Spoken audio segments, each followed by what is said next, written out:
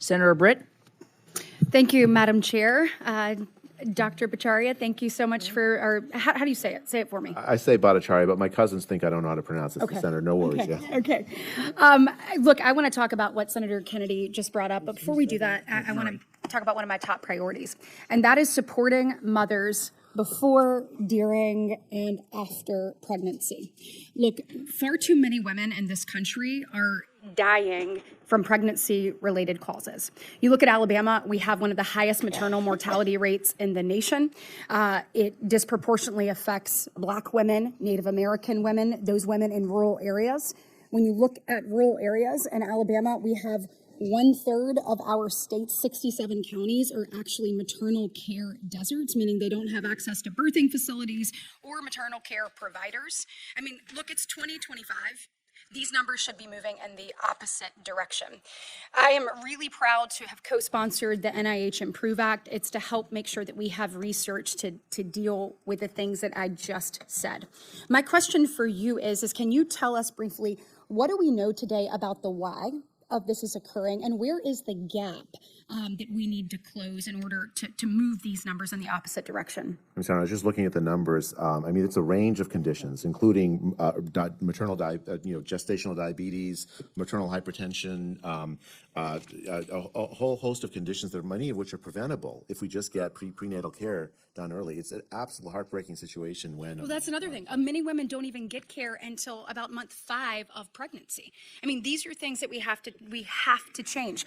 Look, we are doing this and we're authorizing it and then on a year-by-year basis. It is my thought that if we actually want change, we have to allow for predictability. So my NIH Improve Act allows for 7 years of predictability. My question to you is if that was the case and you had that, do you think that we could have better research? The answer is absolutely yes. Okay, great. Well, then I think that we've got to start thinking bigger picture in this body instead of segmenting things one by one. We've got to think, how do we actually achieve the result on the issue in front of us? And speaking of, back to Senator Kennedy's comments, let's talk about NIH. You know, I have been a strong supporter, making sure where we have life-saving and life-changing research that it absolutely continues. I also know that we have to be good stewards of taxpayer dollars. We have to make sure that we create a system where we can continue to be the gold standard of biomedical research across the board. I have heard my colleagues today say and indicate that you want to give up on medical research. Is that true? Yes or no? No. Right. They have said that you want to wipe out research. Is that true? Yes or no? No. Okay, so let's have a productive conversation between the two of us right now.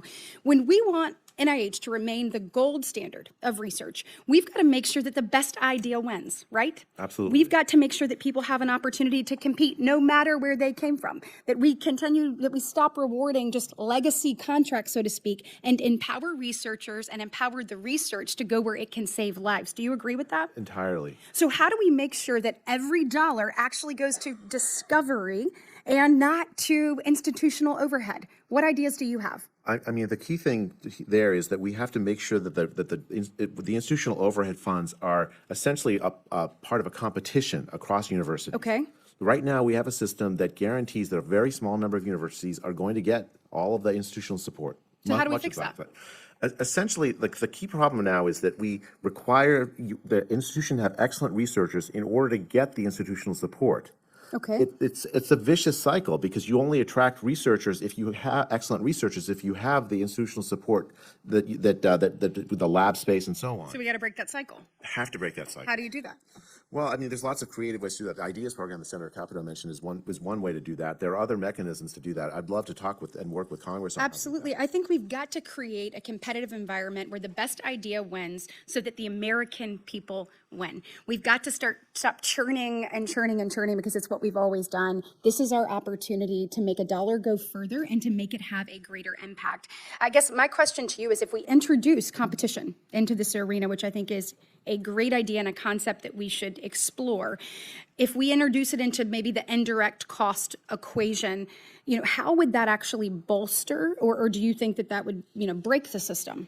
No, I think it would actually strengthen the system because it would get support to researchers that are in non-traditional places but have excellent ideas that have a much harder time getting support from the NIH.